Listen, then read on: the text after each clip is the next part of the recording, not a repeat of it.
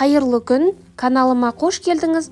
Бүгін мен сіздерге сүтсіз, тек қана суда иленіп жасалатын бауырсақтың рецебімен бөлісемін. Бауырсақ дөңгеленіп әдемі көтерілуі үшін бауырсақтың құрамындағы барлық заттар жылы болуы тиіс. Бауырсақ жоғарғы сортты ұннан өте жақсы көтеріліп піседі.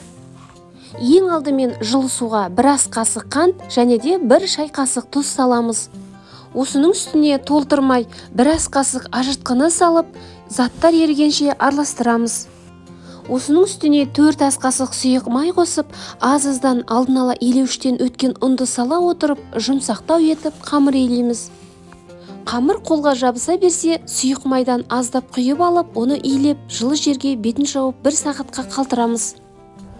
Қолға жабыса берсе, астына аздап ұн салып, осылай етіп, жіңішкелеп жаямыз.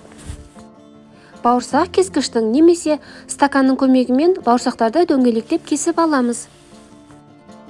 Кесіп алынған дайын бауырсақтарды бетін жауып, жылы жерде 5 минуттай қалдырып, аздап көтерілгеннен кейін оларды ыстық майға 2 беті қызарғанша қуырамыз.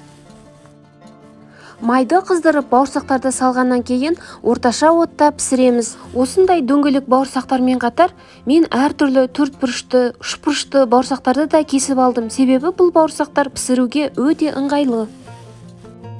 Достар, менің каналымда осындай көптеген рецептер бар. Алдағы уақытта шығатын рецептерді өткізіп алмас үшін каналыма тіркеліп, қоңырауша белгісін басып қоюды ұмытпаңыз.